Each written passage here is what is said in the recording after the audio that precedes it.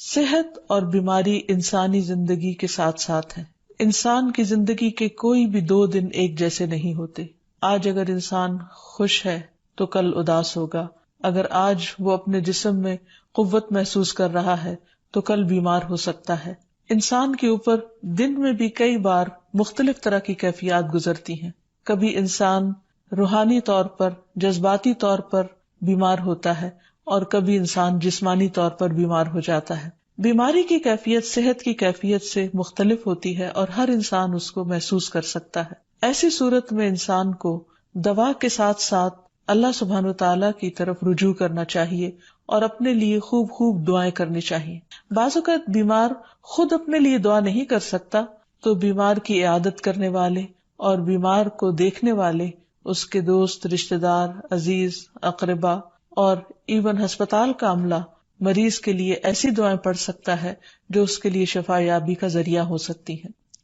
تو بات یہ ہے کہ انسان ہر حال میں اپنے رب کا محتاج ہے اور اسے اپنی ہر ضرورت کے لیے اپنے رب کی طرف رجوع کرنا چاہیے، اور خصوصاً قبولیت کے مواقع پر رات کا پچھلا پہر اس کے لیے بہت مناسب ہے، جب اللہ سبحانہ وتعالیٰ بندوں کو پکارتے ہیں کہ ہے کوئی جو مجھ سے دعا کرے تو میں اس کی دعا قبول کر لوں، ہے کوئی جو مجھ سے سوال کرے تو میں اس کو جواب دوں، ہے کوئی جو مجھ سے استغفار کرے تو میں اس کو بخش دوں. تو جب انسان بیمار ہو اور خصوصاً اگر ایسی بیماری کا شکار ہو کہ جس میں بظاہر شفا کی کوئی امید نہ ہو تو اسے اور بھی زیادہ خشوع و خضوع کے ساتھ اور ایسے اوقات میں اللہ تعالیٰ کی طرف رجوع کرنا چاہیے کہ جلد از جلد صحت یابی ہو سکے. اور اس سلسلے میں کبھی بھی انسان کو اللہ تعالیٰ سے مایوس نہیں ہونا چاہیے. پھر یہ بات یاد رہے کہ جب انسان دعا کرے تو اس سے پہلے اللہ سبحانہ وتعالیٰ کی تعریف کے کلمات کہنا نہ بھولے. تو آئیے آج ہم آپ کو دعا کرنے سے پہلے کچھ نئے کلمات بتائیں گے جو اللہ سبحانہ وتعالیٰ کی حمد و ثنا پر مبنی ہے. ربنا لک الحمد ملء السماوات والارض وملء ما شئت من شیء بعد اہل الثناء والمجد احق ما قال العبد وكلنا لك عبد اللهم لا مانع لما اعطيت ولا معطي لما منعت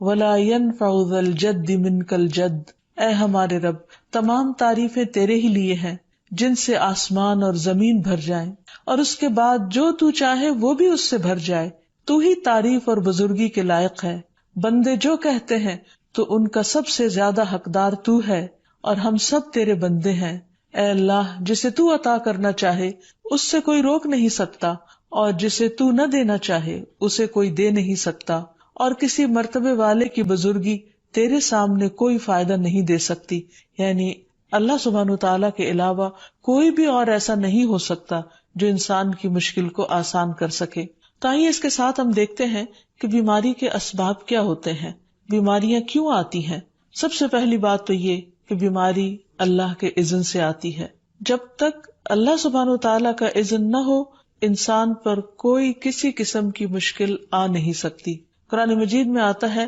ما اصاب من مصیبت الا باذن اللہ. جو بھی مصیبت آتی ہے وہ اللہ کے اذن سے آتی ہے اور وہ تقدیر کا حصہ ہوتی ہے، اور اس میں اللہ سبحانہ وتعالیٰ کی حکمت اور مشیت کار فرما ہوتی ہے. اور وہ کیا ہو سکتی ہے؟ مثلاً اللہ تعالیٰ کسی بندے کے ساتھ بھلائی کا ارادہ کرتے ہیں، اس کے گناہ معاف کرنا چاہتے ہیں، اس کو کسی خاص چیز کی سمجھ دینا چاہتے ہیں تو اسے تکلیف میں مبتلا کر دیتے ہیں. کیونکہ بعض اوقات انسان زندگی میں اتنا مصروف ہوتا ہے اپنے روزانہ کے روٹین کے کاموں میں کہ وہ ٹھہر کر، رک کر، خاموشی کے ساتھ وقفہ لیے بغیر کوئی ایسی بات سوچتا نہیں کہ جو اسے سوچنی چاہیے، جو اللہ تعالیٰ چاہتے ہیں کہ وہ سوچے. تو جب انسان بیمار ہو جاتا ہے تو ایک اور کنڈیشن میں آ جاتا ہے، وہ آرام کی کیفیت میں آ جاتا ہے. ایسی صورت میں انسان کو وہ باتیں بھی سوچنے کا موقع مل جاتا ہے جو عام طور پر وہ نہیں سوچتا. پھر اسی طرح ہمیں ہمارا دین یہ بھی بتاتا ہے کہ بعض اوقات انسان پر بیماری یا کوئی بھی تکلیف اس کے اپنے ہاتھوں کی کمائی سے آتی ہے، یعنی اس کا اپنا کوئی گناہ یا قصور ہوتا ہے جس کی بنا پر اسے وہ تکلیف پہنچتی ہے. قرآن مجید میں آتا ہے وَمَا أَصَابَكُم مِّن مُّصِيبَةٍ فَبِمَا كَسَبَتْ أَيْدِيكُمْ وَيَعْفُو عَن كَثِيرٍ. اور تمہیں جو بھی مصیبت پہنچی تو وہ اس وجہ سے ہے جو تمہارے ہاتھوں نے کمایا، اور وہ بہت سی چیزوں سے درگزر کر جاتا ہے. اسی طرح بعض اوقات انسان کی بیماریاں اس کے کسی گناہ کا نتیجہ ہوتی ہیں۔ عمر رضی اللہ عنہ نے جب عباس رضی اللہ عنہ سے بارش کی دعا کرنے کے لیے کہا تو انہوں نے کہا، اے اللہ، بے شک مصیبتیں گناہوں کی وجہ سے ہی نازل ہوتی ہیں اور انہیں صرف توبہ ہٹا سکتی ہے۔ پھر اسی طرح ایک اور روایت میں آتا ہے، رسول اللہ صلی اللہ علیہ وسلم نے فرمایا، جب بھی کسی رگ یا آنکھ کو نقصان پہنچتا ہے تو وہ کسی نہ کسی گناہ کی وجہ سے ہوتا ہے، لیکن جو تکالیف اللہ تعالیٰ ویسے ہی ٹالتا رہتا ہے وہ کہیں زیادہ ہو جاتی ہیں۔ پھر اسی طرح بعض بیماریاں انسانوں کے اعلانیہ گناہوں کی وجہ سے بھی ہوتی ہیں، جیسے کہ ایک حدیث میں آتا ہے، جب کسی قوم میں بدکاری عام ہو جاتی ہے اور وہ اعلانیہ اس کا ارتکاب کرتے ہیں تو ان میں طاعون اور ایسی مختلف بیماریاں پھیل جاتی ہیں جو کہ ان سے پہلے گزرے ہوئے لوگوں میں نہ تھی۔ ابو امامہ باہلی سے روایت ہے کہ نبی صلی اللہ علیہ وسلم نے فرمایا، جس بندے کو بھی بیماری سے پچھاڑ دیا گیا ہو تو اللہ تعالیٰ اسے جب بیماری سے اٹھاتا ہے تو وہ پاک ہوتا ہے۔ تو یہ ایک حقیقت ہے کہ انسان کے گناہ اس کے لیے مشکلات کا سبب بنتے ہیں۔ امام ابن القیم الجوزیہ لکھتے ہیں، ان کی ایک مشہور کتاب ہے الداء والدواء، بیماریاں اور علاج، اس میں وہ کہتے ہیں کہ کوئی بھی گناہ ایسا نہیں کہ جس کے اثرات نہ ہوں۔ انسان سے چھوٹی یا بڑی جو بھی کوئی غلطی صادر ہوتی ہے اس کے نتیجے میں کچھ نہ کچھ اثرات اس کی زندگی پر ضرور پڑتے ہیں۔ ہاں، اگر اللہ تعالیٰ معاف کر دے تو وہ اور بات ہے، ورنہ ہر گناہ کی ایک تاثیر ہوتی ہے، اور ان تاثیرات میں سے ایک چیز یہ ہے کہ انسان مختلف قسم کی بیماریوں میں مبتلا ہو جاتا ہے۔ اسی لیے ہم دیکھتے ہیں کہ جب انسان بیماری میں مبتلا ہوتا ہے تو اللہ تعالیٰ اس بیماری کو اس کے گناہوں کا کفارہ بنا دیتے ہیں۔ جیسے حدیث میں آتا ہے کہ جس مسلمان کو کانٹا چبھے یا اس سے زیادہ کوئی تکلیف پہنچتی ہے تو اللہ تعالیٰ اس کے ذریعے اس کے گناہوں کو اس طرح دور کر دیتا ہے جس طرح درخت سے اس کے پتے جھڑتے ہیں۔ تو اس سے ہمیں یہ پتہ چلتا ہے کہ بیماریوں کے آنے کے مختلف اسباب ہوتے ہیں۔ بیماری بہرحال جس بھی وجہ سے آئے، لیکن اصل چیز دیکھنے کی یہ ہے کہ مومن کا رویہ کیا ہے۔ مومن کو اگر کوئی کانٹا بھی چبھتا ہے تو وہ اس پر صبر کرتا ہے۔ اس لیے بیماری یا تکلیف کے آنے پر انسان کو اللہ سے راضی رہنا چاہیے، شکوہ نہیں کرنا چاہیے،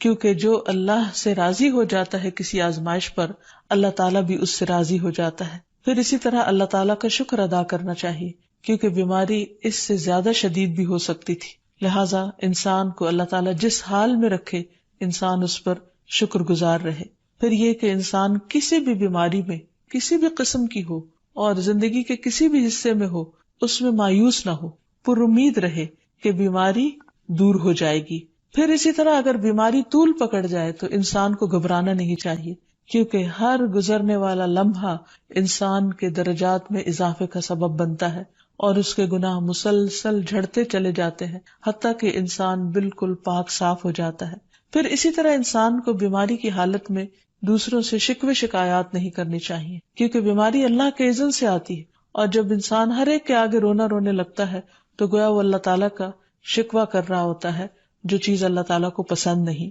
پھر اسی طرح منہ سے برے الفاظ نہیں نکالنے چاہیے، بیماریوں کو کوسنا نہیں چاہیے، اور پھر ایسے الفاظ نہیں ادا کرنے چاہیے کہ مجھے لگتا ہے کہ اس بیماری میں میری زندگی چلی جائے گی، یا یہ کہ کسی مریض کی عیادت کے لیے جا کر اس کو اس قسم کی بات نہیں کرنی چاہیے، خواہ کتنی ہی خطرناک بیماری کیوں نہ ہو، ہمیشہ اسے امید دلانے چاہیے، کیونکہ مایوسی کے الفاظ اور برے بھلے اور منفی قسم کی باتیں اللہ تعالیٰ کو پسند نہیں، اور انسان ویسے بھی جیسے سوچتا ہے پھر اس کے ایکشن اس کے مطابق ہونے لگتے ہیں۔ اب یہ ہے کہ انسان بیماری میں دوا ضرور کرے،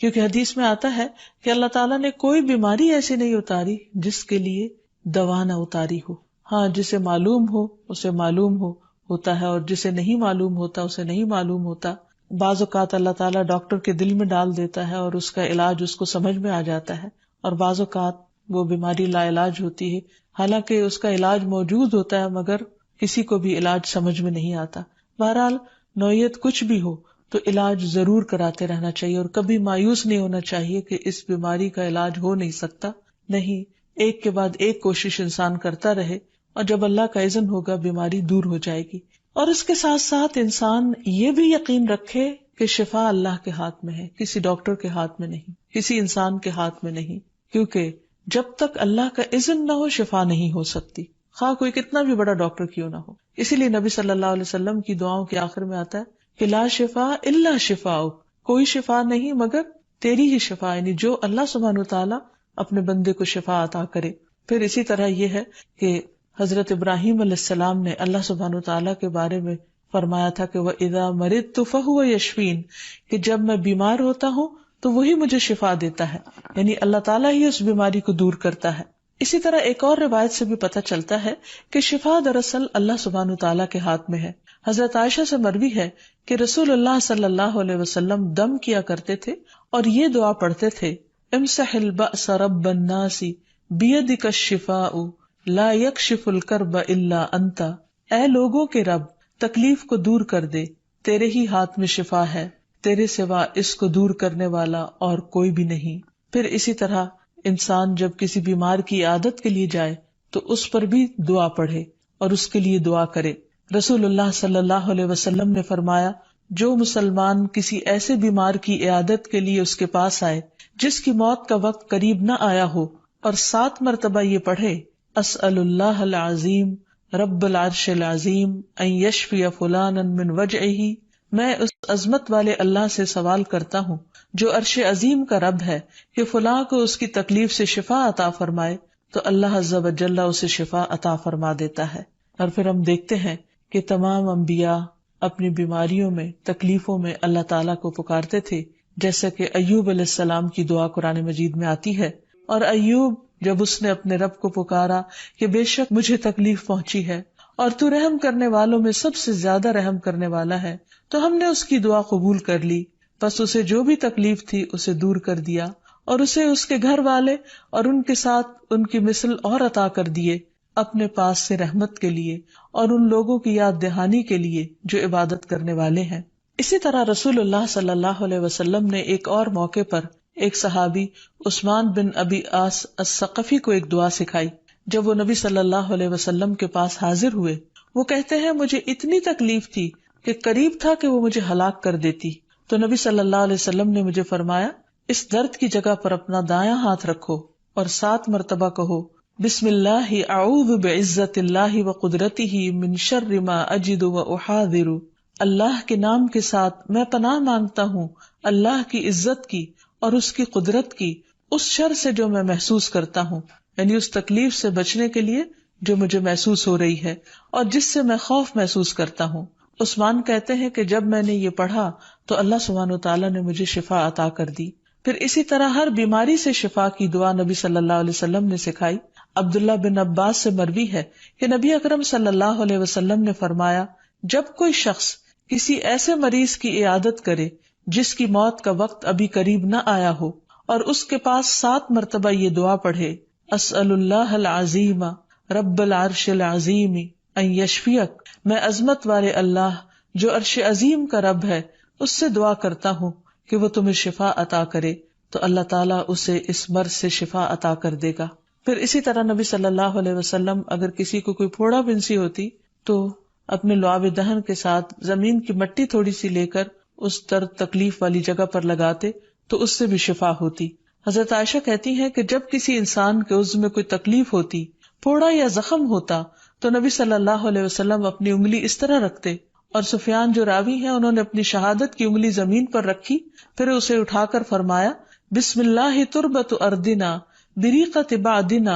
لیشفى به سقیمنا باذن ربنا، اللہ کے نام کے ساتھ ہماری زمین کی مٹی ہمارے رب کے حکم سے ہم میں سے بعض کے تھوک کے ساتھ ہمارے بیمار کو شفا دی جائے۔ یعنی لعاب دہن کا اپنا ایک اثر ہوتا ہے، اور لعاب دہن جو ہے ایک طرح سے دوا کا کام کرتا ہے، اور اللہ کا نام لے کر جب لعاب دہن لگایا جائے تو شفا ہوتی ہے۔ جیسے کہ ایک اور موقع پر نبی صلی اللہ علیہ وسلم نے ایک جلے ہوئے مریض کے اوپر یہی دعا پڑھ کر لعاب دہن لگایا تو اللہ تعالیٰ نے اس مریض کو شفا یاب کر دیا، اور وہ دعا تھی، اذہب البأس رب الناس واشف انت الشافی لا شفاء الا شفاؤک شفاء لا یغادر سقما۔ پھر اسی طرح ایک موقع پر ایک قبیلے کے سردار کو جب بچھو نے کاٹ لیا اور اس کے جسم میں زہر پھیل گیا تو ایک صحابی نے سورۃ الفاتحہ پڑھ کر اس پر دم کیا تو اس سے اس کو شفا ہو گئی، اور یہ بات جب نبی صلی اللہ علیہ وسلم کو بتائی گئی تو آپ اس پر خوش ہوئے۔ اور سورۃ فاتحہ سب لوگوں کو آتی ہے، اسی لیے اس کا نام سورۃ الشفا بھی ہے، کیونکہ یہ بیماری میں بطور علاج پڑھی جاتی ہے مریض پر. مریض خود بھی پڑھ سکتا ہے اور اس کے اٹینڈنٹس بھی اس پر پڑھ سکتے ہیں. حضرت علی رضی اللہ تعالیٰ عنہ کہتے ہیں کہ نبی صلی اللہ علیہ وسلم کو بچھو نے ڈس لیا اور آپ نماز پڑھ رہے تھے. جب آپ نماز سے فارغ ہوئے تو آپ نے فرمایا اللہ تعالیٰ بچھو پر لعنت کرے، یہ نہ نمازی کو چھوڑتا ہے نہ کسی اور کو. پھر آپ نے پانی اور نمک منگوایا، آپ اس پر ملتے جا رہے تھے اور یہ صورتیں پڑھ رہے تھے، قل یا ایھا الکافرون وقل اعوذ برب الفلق اور قل اعوذ برب الناس. تو یہ بھی ایسے مواقع پر پڑھی جا سکتی ہیں. پھر اسی طرح یہ ہے کہ اگر کسی بھی دوا یا دعا سے مریض صحت یاب نہ ہو رہا ہو، اس کی تکلیف کم نہ ہو رہی ہو، تو بھی موت نہیں مانگنی چاہیے، کیونکہ مومن کے لیے زندگی ایک بہت بڑی نعمت ہے. وہ جس بھی حال میں گزرے، بہرحال وہ اسے آخرت کمانے کا ذریعہ بنا سکتا ہے. یعنی اگر وہ تکلیف میں اس کی زندگی گزر رہی ہے اور اس پر وہ صبر کر رہا ہے اور اللہ کو یاد کر رہا ہے، تو اس کے بے پناہ درجات بلند ہونے کا ذریعہ ہے. یعنی یہ بیماری اس کے لیے بلندی درجات کا ذریعہ بن جاتی ہے. اس لیے کبھی بھی موت نہیں مانگنی چاہیے. ہاں اگر تکلیف حد سے بڑھ جائے تو انسان یہ دعا مانگ سکتا ہے، اللہم احینی ما کانت الحیات خیرا لی وتوفنی اذا کانت الوفات خیرا لی. اے اللہ، جب تک میرے لیے زندگی بہتر ہو مجھے زندہ رکھ، اور جب میرے لیے وفات بہتر ہو تو مجھے وفات دے دے. تو اللہ تعالیٰ سے دعا ہے کہ اللہ تعالیٰ تمام بیماروں کو صحت اور شفا عطا فرمائے، اور ہمیں بیماری اور آزمائش کے موقع پر اپنی طرف رجوع کرنے کی توفیق دے، اور ہر طرح کے شرک اور ایسے کاموں سے بچائے جو اس کو ناراض کرنے والے. وآخر دعوانا ان الحمد للہ رب العالمین. السلام علیکم ورحمۃ اللہ وبرکاتہ.